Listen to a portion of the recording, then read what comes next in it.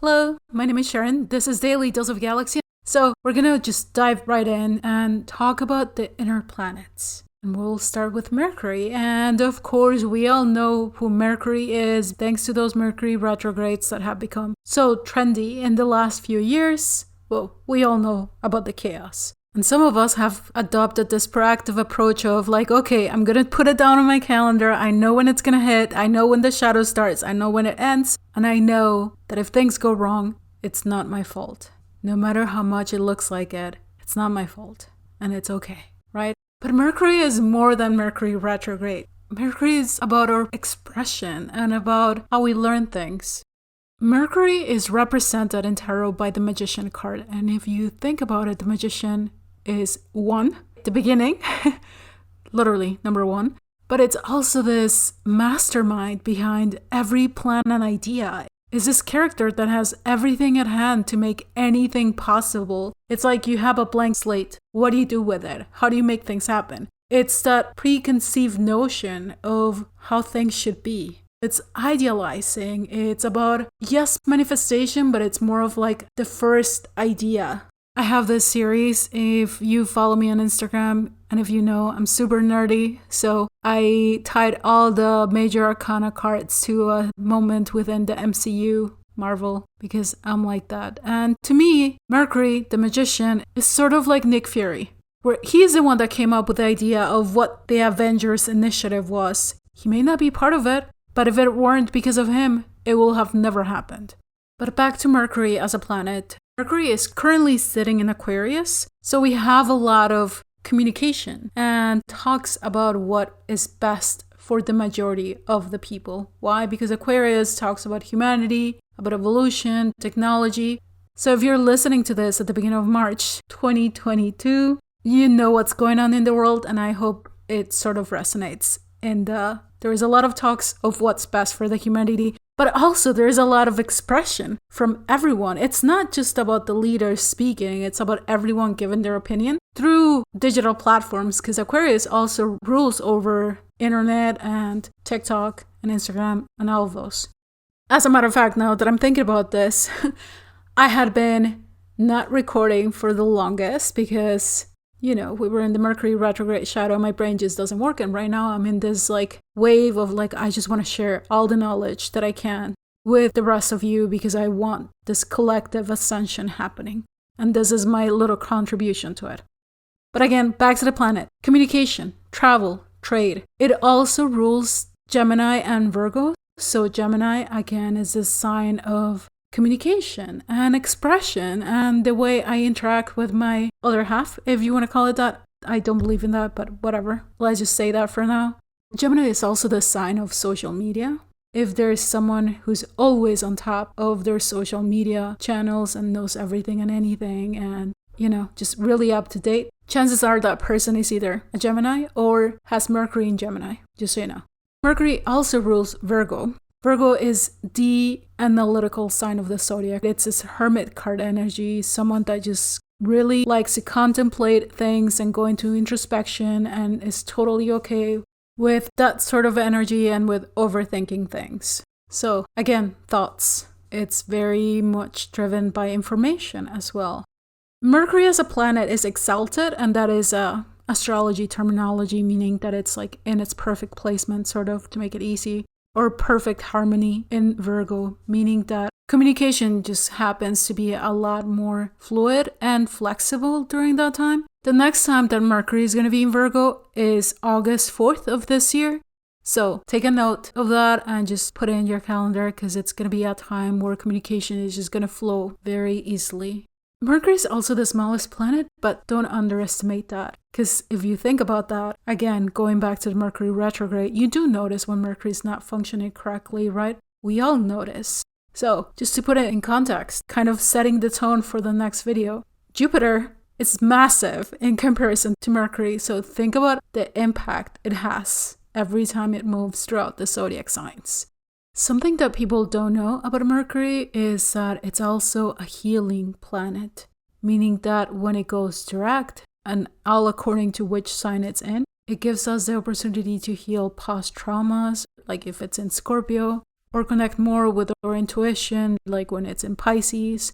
So there are all these different roles of the planets depending on where it's placed.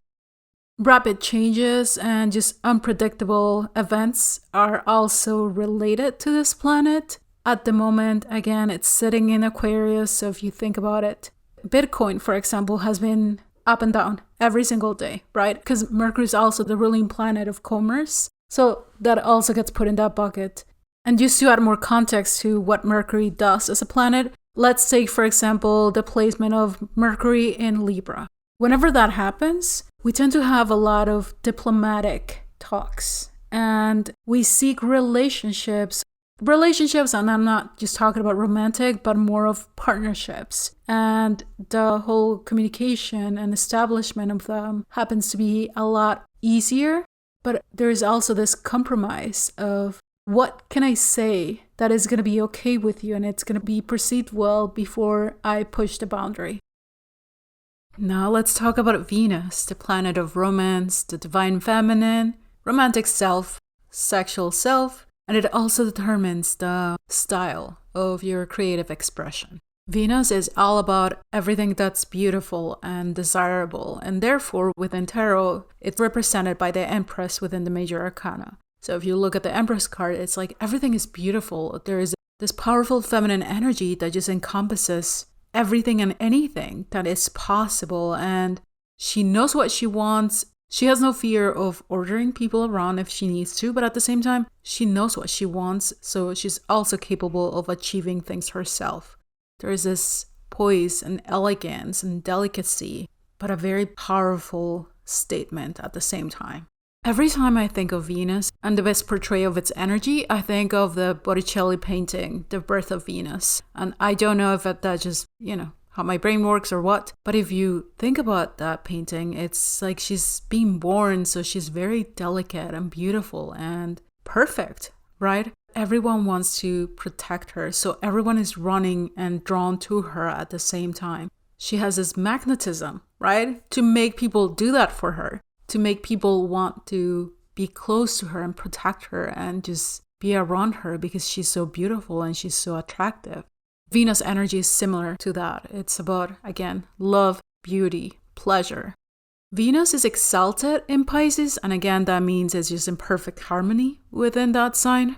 So this is the way I would describe it. It's like you think of Venus, you think of beauty, you think of love, the Empress, and then it goes into Pisces and the moon. So it's all these emotions contained inside, but in a very beautiful and harmonious way. There is no overdoing. There is no freaking out about feelings. It's more like I'm super poised because everything's going to come my way because I'm attracting everything that I need. And I don't need to do anything but sit here and believe in myself, believe in who I am. Venus rules two signs. The first one being Taurus, the second house, the physical possessions, I need things, I need stability, and I need physical possessions to feel that I'm secure. Going back to that Birth of Venus painting, everyone is running to her with all these different fabrics, wanting to clothe her and wanting to give her the best of the best, right? It's a sense of luxury and everything enveloping her at the same time. And that is exactly what the Taurus energy is about. Taurus needs to have this perfect life, so to speak.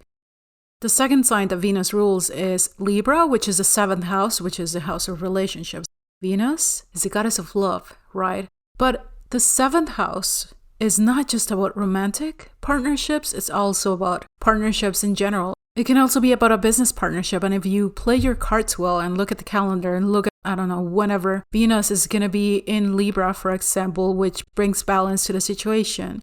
Pay attention to the people that you meet during those transits because they most likely align really well with who you want to be, with your ideals, with possibilities about future expansion. It's like they become part of your tribe. So I want you to pay attention to when that happens. The next time that Venus is going to be in Libra is going to be September 29th of this year. So pay attention. I just want you to start analyzing the dynamics and see how things work. Venus is also considered a benefic planet, meaning that it brings gifts to you. Our Venus placement highlights that which we value, what gives us pleasure. It also influences how we relate to one another and how we express love for others. Let's say, for example, At the beginning of the year, Venus was in Capricorn. We had this very, I want things my way or no other way approach. It wasn't just about Mercury retrograde, it was also about Venus being retrograde in Capricorn. So it was my way or the highway. And that sort of triggered a lot of misunderstandings within relationships. Again, I want you to take a look back and see how things were going and how you were experiencing relationships in January of 2022. Venus symbolizes union, peace, affection, compromise. It's this Libra representation of things must be in balance. It's not just about me winning, it's not just about you winning, it's about us compromising. And that is what a perfect relationship should be, right? Or at least that's what the books say. It's all about compromising and coming to an understanding where things are in balance. I just realized that I forgot to go deeper into the whole moon card idea. The moon card in tarot, it's about emotions, about our intuition. The Empress follows her intuition. She knows what she wants. She doesn't even question the why it should be that way. She just knows. It goes back to the idea of whomever you love doesn't have to make sense to anyone else but you. You can't explain things from the heart, right? It just happens. It makes no sense, and it's totally okay. It doesn't have to make any sense to anyone else. It doesn't even have to make sense to you. So as far as Venus goes, it's sort of like the rational part of it just gets pushed aside. And that's totally okay because we already went through Mercury, and Mercury is the one that pushes all this like, oh my gosh, let me think about this, let me overthink about this. So it's sort of like this releasing process after the Mercury energy happens. Venus as a planet was also known as a great star, and it's extremely important to many civilizations. I think civilizations of the past paid a lot more attention to this divine feminine idea because a lot of them admired the sun and did all these things for the sun. But Venus was held in an important placement. So they understood that masculine and feminine need to coexist and be in this equal level of importance within culture and within nature and our lives. It's super interesting to take a look at that. Next we have Mars, also known as the destroyer and renewer. And I know that sounds really harsh, but Mars rules your emotional reaction. And if you think about it in these terms, it's like in the best or worst situations, how do you react to things? It's that inner self and the hidden emotions that won't come to the surface unless you're pushed to the limit. Within astrology, Mars represents force and courage and enthusiasm and anger, but it's also about sexual desire. It's not like Venus in the love sense, and it's not like Scorpio in the very sexual manifestation of things. It's more about what is it that you desire? What is it that you're passionate about? What is it that your instinct is calling for? In its purest form, Mars is neither positive nor negative. It's more about the understanding of where that force or where that energy lies within your chart. So let's say, for example, Mars is exalted in Capricorn. So it works in perfect harmony. And why is that? Because in Capricorn, it has this very determined personality of this is what I want to achieve,